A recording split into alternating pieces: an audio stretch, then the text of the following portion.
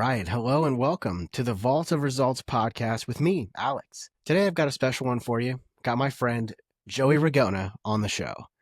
Joey is a good friend of mine because we have been hosting webinars every month for the past couple years, probably 2 years, I believe. So, Joey, you're a personal friend, I would consider, but you're also a badass. And yeah, I'd love to hear a little bit more about your story for the folks who are unfortunate enough to not know who you are. Wow, man, that's a great introduction. Thank you, brother. I consider you a dear friend as well, and it's great to do shows like this with friends because we just get to record the riffing that we do off of camera, And so the story really, it's. I mean, I've been in business forever. I grew up in an entrepreneurial family, and I started my first business when I was 19 years old officially. This was before the internet, so I'm dating myself. My first business was like I'll fast forward through this real quick. And I went to 5,000 customers worldwide through a mail order business, like the actual physical mail. So I was marketing and doing copywriting all of those years and haven't stopped since. And then the internet broke in, and I've been in the internet officially since 2012, but I was in masterminds before that from 2008, 8 or 9 and met a lot of the massive people that you know in the world today who are big influencers, have huge companies, and got thrown into that world because I was in the mastermind with these people, had no idea who they were and what online marketing or online business was. And so that's where I got into this world. And I did almost everything you can think of up until 2019, where I stopped looking at the way that everybody was doing things because it wasn't resonating with me, especially between 2016 and 19. It wasn't resonating. And we'll talk about this, where the Unfunnel comes in, and hopefully we'll talk a little bit about that. But it was more about like, what am I doing that's not aligning? And my business was beginning to suffer. It was spiraling down quite rapidly, and I was down to almost zero in 2019. And I wasn't really making any money up until then anyway. And that was the point of no return for me. So it was my heart and my head were fighting with each other. And I decided right then and there that this is not the way that I want to do it. I'm going to go with my heart. And Heart Center Marketing was born. And here we are. Kajabi is a big catalyst for me where, I was able to share a lot of my heart and a lot of the way that I think with the Kajabi world. And then you and I got together and we do this amazing webinar every single month about dream clients and the differences between all that. So that's the real quick story of really how I got here. So I've been an entrepreneur my entire life. It's the only thing I know. Gotcha. Well, thanks for that introduction. I appreciate that. You had mentioned just now the name heart-centered marketing. To my knowledge, you're the person who's coined that. Can you explain what it means to be a heart-centered marketer? Yeah, it's really about, it's a shift away from the fundamental stuff, the pushy sales. It's authentic relationship building. And I know a lot of these words, you hear them kind of thrown around, but this is a way of life for me. It's about creating genuine connections first. It's about people first. It's sharing value openly. It's about allowing trust to develop naturally. There's no scarcity. There's no false scarcity. There's no manipulative tactics. It's based on 3 pillars that I live by, which is curating the tribe, which means who are the right people that I want to hang around with first. It's about serving to sell, which means it's always about serving, which means that the right people will show up and the sale becomes a natural outcome of that because they reach out to you and they're pre-sold. So it's serving to sell, but the intention is not how do I go and make a sale today? It's how do I go serve today? And then the last one is respecting their timeline, which is really hard because it's, again, respecting people from a friendship level. I would imagine that you and anybody listening to your podcast is not going to go to their friends and bully them. And that's basically what I was doing before, and bullying people into trying to buy because they opted into my stuff. And I was like, that's insane. Like, why would I do that? So I just want to live from my heart, show who I am. And that's the other part of Heart Center Marketing, which is tough for some people, which is showing up in the world the way you truly are and knowing that you will be judged or people aren't going to like you, and that's okay. And just being able to live a life that you can go to sleep at night and saying, I showed up in the world as me. And I know these are big concepts that some people have talked about before, but I challenge people, do you truly live that way? And you know me very, like you said at the top, that I'm no different than how you and I speak off camera, how I am in Kajabi, how I am in the world or anywhere else. And even my family, if you ever meet me in person, I show up the same way. I don't change. And I figured that's what heart-centered marketing is showing up in the world the way you are so that you attract people that are like you. Have you seen the show Severance by chance? No, but Okay, I well, did you're what you're describing is Severance is the opposite of Severance exactly. The main concept is they have this chip implanted in their brains, and so when they go to work, they just go on the elevator and then they get off. 8 hours later, they have no idea what they did. So they have a work self, and they have um, they call it an outie, right? So an innie and an outie, right? It's essentially two different people. And so what you're saying is challenging that. It's saying, hey, look, instead of being severed, instead of like when we go to work and show up as a different person, why not just be yourself all the time? Yeah. Yeah, Yeah, because I did go through a part of those 3 years before 2020 when I decided to change everything else and lead with heart, where I wasn't really severed, but I was still trying to be something that I was not because I was following everybody else's rules and playing in their sandbox, and it just didn't feel right. And I remember, I mean, I'm a heart-centered person. Like, dude, like I watch Hallmark movies. And I'm not afraid to say it. I weep sometimes watching them, and I would get called out sometimes because of the bros. Like, hey man, you can't. What are you doing, man? You got to like have this persona, this power, and I'm like, that's just not who I am. I'm okay with that. And so I just started leading with my heart and showing even just what I watch on Facebook or something like a video that tears me up or something. And so I stopped sharing those things, stopped talking about those things, and that just wasn't who I was. So that's what I mean is like, don't be afraid to be who you are. You're not out there intentionally to ignite, this conflict and all this kind of stuff, but sometimes it might, but you're just there. This is who I am. This is how I want to live my life. And if that's not who you are, then that's okay. Just go stand in the other line, as Seth Godin likes to say. right. That's the way I showed up. I got another question for you, and it's based on this. It's because you've built a reputation for challenging conventional marketing wisdom. You've also been a marketer for a pretty long time, right? So, what would you say is the biggest myth that online, like the biggest myth in online in the business world that's holding entrepreneurs back? Like, if you had to pick one thing. Yeah, it on the marketing side for the online world, it is the myth of having complex funnels built out with multiple products and lower like price low to high, and that's the only way you can build a business, and that's a total myth. So it's very rare for someone who starts out buying a $7 product who's going to end up buying a $7,000 or $10,000 mastermind thing. It's rare. Will it happen? Sure, there's always outliers, but we're built on that. And so that's the myth. The myth is I have to start low, or I have to have a lot of other products to fill out all of these other areas. And I'm like, no, you could just have I hate to use the word high ticket, but I'll use it because that's what everybody's used to. But this high end valued product where, man, if you just give me 20 people a year, if you want $100,000 business, I'm good.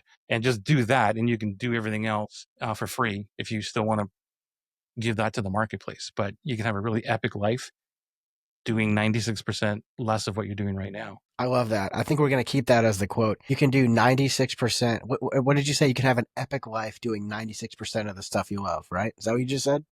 96% less of what everybody's doing. 96% less of what everybody Less. else is Like, doing. so I if you love that. remove 96% of what you're doing right now, I promise you, I find it every single day I audit somebody. I go, all of this stuff you're doing is useless. If you just focus on 4%, and that 4% for me is about an hour or so a day, 90 minutes a day of marketing content, maybe creation, having some chat conversations and stuff like that. That's it. Like it doesn't have to be so complex, and you can have an epic life, freedom, and everything else. I love that. Joey, would you say that you have an epic life? I already know the answer. Yes, I am very blessed. I'm blessed in very many ways. I wish, I truly wish that people could feel what I feel every day. And that's like, I get goosebumps saying that, bro, because I know what it's like to be on the side of complexity and financial strain and all of the stuff that goes along with building not only just the online business, but any business and being an entrepreneur. And I also know now the other side of it that like I'm not going to say that, hey, I'm millions of dollars and I've got all kinds of yachts and all these things. No, bro. Like I am a simplistic person, a one-man show with a great team, and still have an epic business, which is when I say epic, it's healthy. And I have all my time back. So people think man, you're all over the place. You're online, you're doing all these things. Well, it's built to look that way, but I spend most of my time enjoying what I love to do. Sleeping, watching Seinfeld reruns and King of Queens, you know what I mean? And doing the other stuff, which is creating content and having conversations. And that's and just enjoying conversations like this. Like, man, I just wish that everybody could feel it. Yeah. And I love that. yeah. Can you go over your week? Because I know you have a very untraditional week. Yeah. So the week is built out on, like, nothing happens for me in the, so I do a 4-day week. So that's the first thing. So Friday, Saturday, Sunday have been my 3-day weekends since 2012. Now, I'm not saying I never work. However, there's no pressure to do anything on those days. So I'm usually off and I'm really chilling out. Now, on the days of the week, nothing happens for me before 1 o'clock. So I sleep until 8:30, 9 o'clock.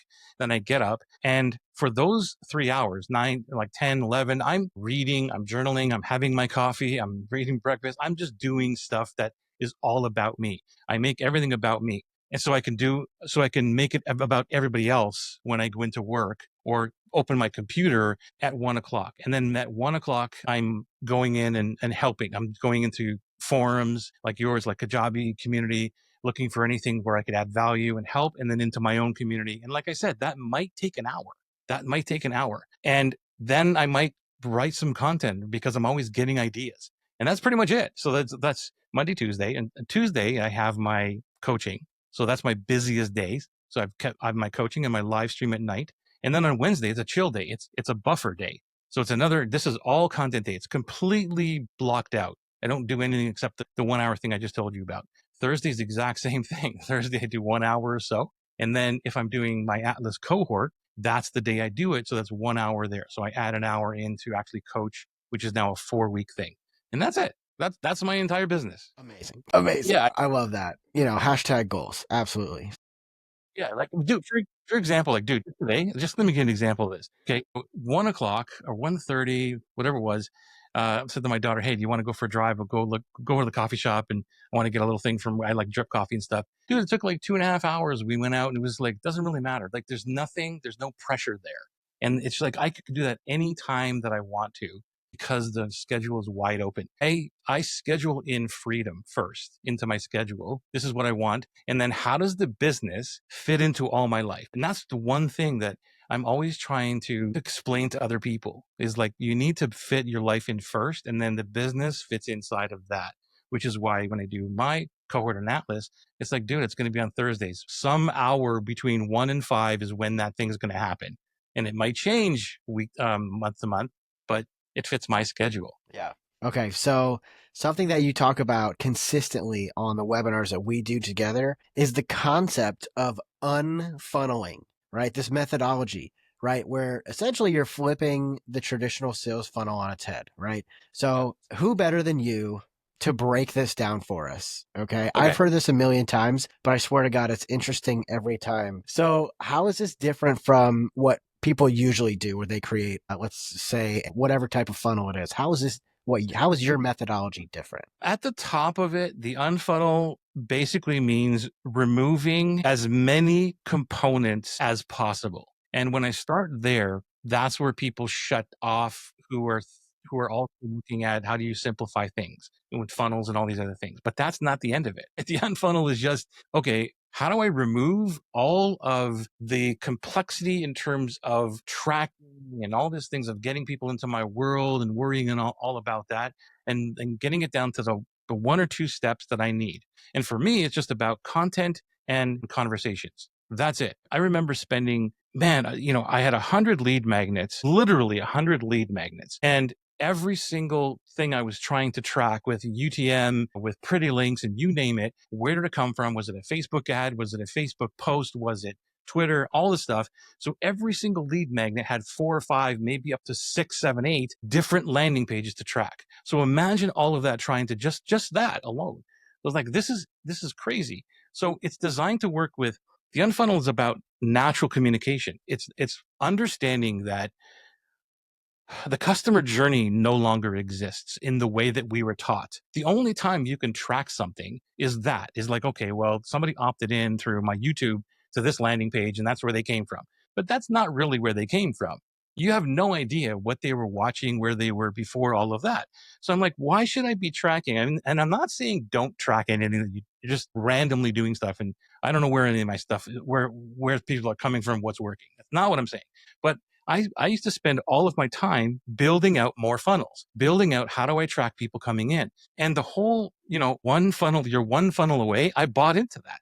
And that's truly what I was trying to do is every time that something wasn't working, I would build another funnel. And so I found myself building funnels over and over and over again, and nothing was working. And lead magnet after lead magnet, I was lead magnet, and I was in a mastermind one time, and the person actually said, "You need to build a lead magnet a week until you see the ones that are working." So I bought into all of that. This is the complexity I was in before. One lead magnet per week until it works. Yes, until you're doing all this A/B stuff, and dude, like I was in. If you saw inside my Infusionsoft, like it would be blown away. To this day, we're what, 5 years out? Actually, more. I'm still trying to clean it all up. Like, where are all these, where are all these links? Where are all these pages? I'm still trying to clean it up. So, Did you say Confusionsoft? Yeah, dude, that software. It's that and Salesforce. Those two softwares, man. Like, it's just, everything's in there, and I was proud of it because everything's interconnected and the machine, everything, the machine's working and all that, right? And I was proud of it. Look at me! But no money's coming in, and all I was doing is programming. And I decided this is not the way we do it. So let's focus on 4% of our time to establish authority and connection, because it's the Unfunnel is built on top of two things: the superpower matrix, which is basically put yourself out there, and there's 4 components of the superpower matrix, right? Which is there's 4. The gift is what are your superpowers? Focus in on those that you can do by sleeping. And then what's your personality? What are you passionate about? What's your character? Go into the world like that person. And then your unique experiences, which nobody has. And then your models and your frameworks. What are those? If you combine all of those, that's what I call the superpower matrix. And you share all of that, not maybe all at once, but a combination of those. And it's marketing. That's it. If you have those things, you don't have to think about what do I need to talk about. And then the dream client DNA, which is like, who is this person? Who's the person that I want in my life? So if we combine those and you only focus 4% of your time doing establishing authority by sharing your knowledge and all the stuff, right? My opinion and all that, and you're establishing connection, and you're not wasting time chasing leads. You're not wasting time building all these funnels. You're just basically putting out content. And I know, somebody might think about that, oh, you're just saying content marketing, but it's not content marketing. It's actually connection marketing. It's connection to the specific person that you know that you can help, and sharing how you can help them, not the whole share what they need to know and then sell the how. No, I'm giving everything. Here's what you need to know. Here's how you go do it. And the right dream clients, because they're not being pushed through a funnel of all these points that you think they need to bounce through, just reach out to you when they're ready. yeah, yeah. So you just said dream clients, and that's what I want to talk to you about next, because you talk a lot about like dream clients. We talk about this on our webinar. Yeah. Instead of chasing leads, right? So what's your framework for identifying and magnetizing these ideal clients, these dream customers? Wait, dream customers? Yeah, dream clients. Which one do you prefer? I always use dream clients, but Dream on the clients. Kajabi thing, it's dream customers. It's the same thing. I guess the framework really is you're designing a best friend for your business. That's basically what you're doing. And once you understand the difference between that and an ideal client, because an ideal client is someone who fits a model, which is totally cool. But it's like, I don't want a model. I don't want somebody who's a transaction. I want somebody who, if I saw them outside of business, that I would still want to hang out with them. I would just jump over 6 lanes of traffic to go see them. And when you have that in your business, it's so much easier to do the superpower matrix, which is what I just talked about. Like, be yourself, because with your friends, you are yourself, right? I mean, that's just who you are. So imagine if you could do that, which you can, by the way. I'm not saying if. Imagine doing that with the world, and then you get all of these people who are specific just to you. They get you. Like I don't know how many times I hear, man, if my clients, if they just understood this. Well, that's because you're speaking to the wrong person. Every person in my world, every client that I have gets me. And I know this because I will say sometimes, or actually more often than I should, I'll say, okay, look, this is what I mean. I don't mean to do this, or I don't, and I'll try to explain what I'm going to say before I say it. And they're like, Joey, we get it. We got you. You don't need to apologize. You don't need to say, hey, I'm going to get tough love. Like, they already know it. So I'm like, wow, why am I doing this? So I can just be myself and not worry about it. And even when I can say something and not think about, and I don't know if I should have said that because they're not going to pay me again, or they're going to want their money back. So that's what a dream client is. It's a best friend who pays you. Best friend who pays you. Yeah. I love that. I love it every time you say that. Now, talk to me about selling this person who is the best friend. How do you get them to pay you, right? What's the key to building an authentic, high converting relationship with these best friends? How do you sell somebody? Conversation, bro. It's about understanding what their problem is and explaining it and giving them perspectives that they've never considered before. And so it's never about selling. It's always about, did you consider this? Or I've got you. And this process usually takes longer. That's what people don't like about it. But I am a true believer that you have to spend time somewhere. You either spend it on the front end, which is what I do in conversations, long conversations, sometimes back and forth, where it goes nowhere. There's no conversion happening. But then when they do show up, it's like, hey, man, I'm ready to buy Atlas. Where do I pay you? Like, what? Okay. There's no conversion. There's nothing that I need to convince. Whereas the other way, it's like, hey, get a whole bunch of leads real easy by promises and all kinds of stuff and free giveaways and blah, blah, blah. And then you get them on clarity calls or discovery calls and stuff, and you try and sell them. And all the time goes there. And that's where I used to be. And it was very, very difficult because all I was trying to do is convince somebody of my thoughts, my processes, all the stuff that I'm talking about in the Unfunnel. Now I put it out into the world. Instead of me getting on individual calls and explaining why I think differently and maybe this is a good idea for you, I do that every single day, constantly. I'm doing that for the last 5 years. Here's what I'm thinking. Here's what I'm thinking. And I know that the message is getting through, because sometimes I'll get a message from somebody who'll say, dude, you got to just slow down on this dream client thing. Like, you got to talk about something else. No. So that means that I'm doing something right, and so that's what it is. It's so the conversations that happen when people reach out to me is not about expectation. It's about empowerment. So how do I empower this person to acknowledge that there is another way of looking at something? So I'm never trying to convince them. As soon as they get a breakthrough and it empowers them to move forward, or whatever it is, they're one step closer to working with me. That's how it works. But like I said, this is something that is not scalable because I'm the one doing the conversations. But hey, if I only need 20 people to make 100 grand, that's not a lot of conversations, right? So that's what it is. Right. Would you describe everything you just said? Would you describe that as pre-selling? Yeah, it is. It's definitely pre-selling. It's definitely pre-selling. I would not say it's not, but it's not this is a hard one because, like, I have this conversation with myself and others a lot of times where, like, well, you're expecting to make a sale, and I'm not expecting to make a sale. I used to expect to make a sale, whether it was on any like discovery call or anything, or somebody went through my funnel. I was expecting something at the end of that 5-day sequence or something. And it's not an expectation anymore. It is a hope that they do. Like, I totally hope everybody buys from me. I totally hope when I put out a post that says, do you want to join Atlas? That people are like, hey, man. And I'm hoping to get a bunch of DMs. Like, I'd be lying if I said anything else. The dopamine that hits when you get something like this really awesome, like, I love it. Like, oh my God, here's another conversation. What's changed though, Alex, is the conversation has changed. Where it used to be, okay, what's the fastest way I can get them to convert? Now it's more of what is the way that I can help them understand that I'm totally different and I've got their back. Because again, I'm speaking to people who don't trust a lot of coaches or all the stuff they've been through. I know where they're at. This is why it's so important to know your dream client.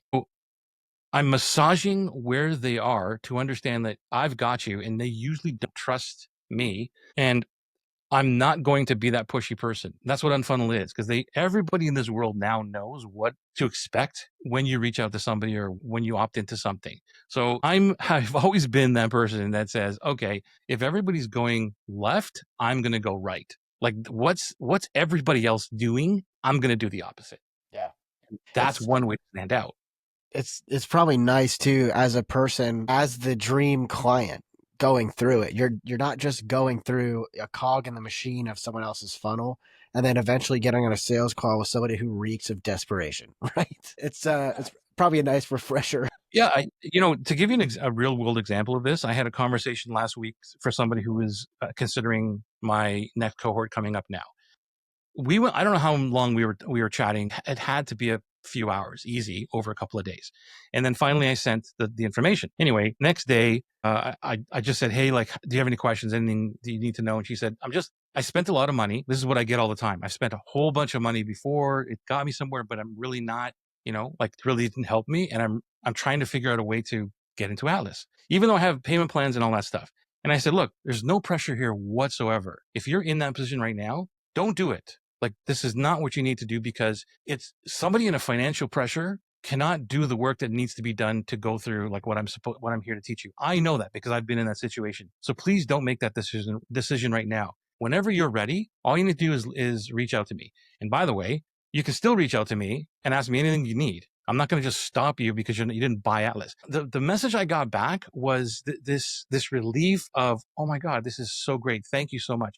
And that's the way I approach every single person, because I hate being pressured, because most of the time, like, I was taught, wait a minute, they're almost there, right? They're just on the cutting edge. And if you could split up maybe the payments to 12 months instead of 3, maybe do it over 2 credit cards or something. Like, oh, man, Alice, I probably could have made that sale, right? You and I both know we could have done things to make that sale happen, but that wasn't the right thing to do, at least in my opinion. And that happens all the time. Yeah, it's such a different approach. It really is. And I think that's why it's so refreshing. So, Thank you. okay. So I've been on your show before, and for the majority of the time, we talked about AI, like the whole thing. And you and I, we both love AI. So Yeah. I'm curious, what, like, from our previous conversation that we talked about, I think we were talking about like Notion, like AI inside of Notion. That's what you were using it for. How are you using AI in your business, or what's changed since we talked last? Wow. I use AI as a brainstorming tool primarily. So it has become a person like yourself. Like, you and I get on a call for an hour or something, we just jam away. There's always something that comes from that conversation. Like, oh my God, I got to write that down. Right. I love those conversations. But now I have this incredible tool that I can brainstorm with. So I love it because it can analyze data in seconds. And I'm talking about my data. So because I've been uploading all of my data to it, and I continuously upload every single show that we've done, dude, it's in there. Like, it's all in there. So what can you take from this Kajabi webinar that I should be focusing on? What are the things that I continuously say that you think my audience needs based on what you already know about my audience? Because I've taught it everything about my audience, and it will pull those things out. I'm like, this is brilliant. And sometimes maybe I don't agree with it, but most of the time, I'm like, well, I didn't even think of that. So that's how I'm using it, as this bounce off tool. On the side of creativity, it's fantastic because it releases the cognitive load on my brain, because I'm ADHD, first of all, and my brain never stops. So I have so much content that I create that is in the parking lot. It's like, that's a good idea. That's a good idea. That's a good idea. Right. Yeah. So then I'll go in and I'll talk to it within Notion itself, because now I've got all of my ideas built inside of that, and say, dude, like, I'm going on a show and it's going to be talking about simplicity here and the Unfunnel thing. I'd like to make a post about this. Like, can you help me get started with this? And it will help me get started and pull things from my data that's already there. So it takes the cognitive load from the blank page, right? I didn't really have trouble with the blank page a lot, but because I've got way too many ideas, and because I never know when to shut up, can you tell? And I always want to go and have more to say. It's like, okay, this is what you should talk about, and just stay there. Thank you. Yeah. So that's totally cool. I'm the same exact way. So basically, you kind of just like brain dump all of your ideas into Notion with AI, and then you're like, all right, let's organize this shit. And but you ask, and you, in a way that's like almost as if the AI is kind of like your employee. Like, you've Right. unloaded all this information, and then you're like, okay, here's the employee that's going to organize it. Let's have a conversation about how we're going to do this. Yeah, it's that my accurate? task inside of Notion. So even if it starts the conversation, or if I've already written something, because one of the things I do, which is not a secret, or maybe it is, but I tell this is how part of Atlas works, and the Heart Center marketing and all that is, I'm in Kajabi almost every day. Okay. So if I respond to a post, I'm usually writing a book. because like I said, I don't stop with like, oh yeah, go do this, like one thing. I'm writing a freaking book. And so like 5 years ago, I'm like, what am I doing? Why am I not taking this brilliant answer and saving it somewhere? So I started doing that. Every post that I make, every reply that I do, I put it into Notion. And now I've got 5 years worth of replies. Sometimes it's the same kind of reply. So if I'm talking about, I don't know, I'm doing like a post on dream clients, okay? And I'm saying, well, what's the difference between dream client and ideal avatar? I've said it a billion times.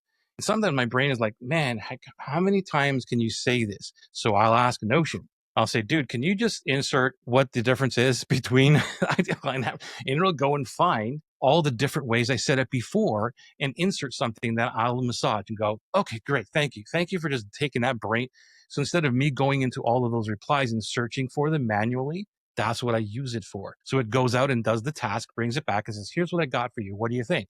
No, try it again. Right? I love that. Wow, that's incredible. Yeah, definitely take notes on that if you're listening. Okay, so this is something I'm really excited to ask you about. So we've done probably close to, I'd say 24 Q&A webinar sessions. Like 24 times you and I have sat there and answered questions for like 30 minutes. Yeah. So, wow. So you get a lot of questions with the stuff you do with me, with Atlas, right? That's like you base your whole business around answering people's questions. Right. So let me ask you this, Joey. What do you wish more people asked you? Yeah, I love that question. Let me think for a second. What do I want people to ask? You know, I wish more people would ask the question of, can I have a profitable, aligned, healthy business without scaling? Like, how do I do that? Because scale is one of those words that everybody thinks that they need to do in order to grow a massive or a very healthy business. Like you could still have a $1 million revenue business based on an 80% profit. Think about what I'm saying here without having all the complexity and all these things. Even a $500,000 business. I'm pretty sure everybody listening out there, if you had a $500,000 revenue business and you had an 80% profit, like, do you need more? Like, do you truly need more? Right? Like, I don't. Like, dude, like, I mean, that's just who I'm all about. So I'm not gravitating towards the massive scale, like all kinds of different products and all these things. It's like, just how do I simplify? How do I have a really epic life? And how do you do that? So people, I wish they would ask me more about, well, how do you organize all that? How do you get the team in place? And how do you get the right people? How do you get the right clients and have this business that is centered only around my life, that I don't need anything else about scaling? Like, I don't want all that. When people tell me that now when they come into my world, I'm relieved. Like, oh, thank you. So in actual fact, I'm glad you asked me this question because I'm officially moving toward that dream client, like, or carving off the edges of like, this is the dream client for me. Yeah. I hope, did I answer that question right? Yeah, absolutely. Yeah, It's a very tough question to answer. Like, what do you wish more people asked you about? It's tough. It's tough to answer because you're used to answering questions, that people normally have. But oftentimes the answer to that question, exposes a lot about how you really feel. Like, I wish more people would just ask me this, It's like, oh, cool. Let's talk about that. Yeah. Like, So, how do I not do this? Like, how do I, build the business without all of this other stuff? How do I sleep in till 10 yeah. o'clock? Like that kind of stuff is, and then I'm so great. And I love like Notion. I love building things out and having organizational systems and things like that. And that's why I have Academy. So Atlas is great, but then I have Academy. And a lot of people don't even know I have that because it's like once you get the dream client and the marketing and all that going, there's these other components of the business that we have never really talked about that you need to understand. Because what I understood was once I got to $100,000, there's a whole new level of problems. And so I can help people get to that $100,000 level without the problems, or at least eliminating most of the problems that I went through to get there. That's my genius zone. But helping them say, okay, once you figure this out, I'm going to set you up so that when the new problems arise, when you hit 100, it'll be easier to navigate, not be in the place where still am trying to like catch up, and then be able to navigate to the next milestone of 250 or 500,000. That's what I wish people would ask me more. Like, how do I build a business around my life? Very interesting. Very interesting. So Okay. This is something that I ask every single guest. This is something that might be hard, again, to answer. I save the two hardest ones for the last, right? Okay. Now, I ask every single guest, what's one thing that you would like to add to the vault of results? And essentially, if you're new here, if this is your first time listening, what I'm trying to do here is build a repository of tips or ideas or the main takeaway that each guest has. So, Joey, back to you. What would you like to add to the vault of results? First thing that comes to mind is about marketing. Marketing is not about attracting, it's about repelling. It's about saying things and showing up in the world in such a way that 80% of the market ignores you. And it leaves room for the 20% that loves and adores you. And it's probably even a bigger ratio, 90-10. And once you understand that, everything changes. So, marketing is, can you say that again? Because I just want to make sure I understand what you're saying there. Marketing is mostly about repelling and not about attracting. Right. When you go into the world and you market in a way that you know is going to repel, but not being a jerk about it, not by, calling people out and all this other stuff. Just by saying, here's what I believe, here's my message, here's my method. It will repel most of the market because they don't believe you or they don't agree with you or whatever it is. And that's the goal. The goal is to repel most of the market because then the right people, you're just making room because there's so much noise. There's such a big crowd. I always give an example on my private sessions where I say, okay, look, pretend you're down in a subway, in a New York subway. It's packed and there's only 3 of your dream clients in that crowd. And you got to say something to them. You're going to shout something into the crowd that's only going to hit them and they're going to turn around and walk towards you and everybody else is going to get on the subway. What are you going to say? What's that message look like? And that's how we start crafting messages, like dog whistle marketing, right? Like what's the thing that you blow that whistle and only dogs hear it? So everybody else is going to get on the train. I asked the question simply by saying, what are you going to say to get people to stop going on the train? And it's not, fire, don't get on the train. It's like, what's the message? So that's what marketing is. I would leave everybody with that is your message should repel. Get a message that you know is going to repel most of the market so that it attracts the right ones naturally. You have just blown my mind. I love that. Joey, I think you might be brilliant. Thank you. I'll take it. I'll take it. But it's just, learning from so many brilliant people and adapting it to my life, the way that I want to show up in the world. Yeah. So speaking of your life, and this is again another question I ask most people I talk to. And this one kind of cuts deep, but I want to know when it's all said and done, how do you want to be remembered? I want to be remembered as someone who give a shit about his clients and not about my bank account. I want people to know that I never gave up on them, which I don't. And especially when they give up on themselves. So sometimes people would leave or they come back or they're just in this lull and I'm never pushing them away. I want people to know that I stood for something, that I believed in it and the simplicity of business, the caring of others first, that it was all about that it's about genuine, candid approach. Like I was very genuine, but I was also candid. I didn't pull any punches. And because of that reason, I got to the core to help people out of their situation. My mission really is about helping people stop sacrificing their life for their business. That's the reason I'm on this earth, because my dad did it. I watched my dad go through that and he died of cancer when at 60. And the last 3 years of his life, cancer said, dude, you better get a life. And I'll never forget that. And then I was going through the same thing and I was approaching 40, seeing that I was going down the same path. I was sacrificing my life thinking that, man, if I just really work hard for the, few years, then I'll be able to really do something with my life. And it was not happening. It was getting on to decades. And I started noticing the pattern. So that's what I want to be remembered for, is that I spent my life saving people from sacrificing, whatever that looks like for them. Thanks for sharing that with me, Joey. That's a bold and worthwhile pursuit. Thank you. Thank you for asking the question, because it's super, super important to me. That's one of the reasons why, Alex, you see me every month, that I don't pull any punches. I tell people what it's like, and some people don't agree, some people do. But that's the underlying reason, because I can foresee the future. I have a gift. And for some reason, I can foresee the future in people.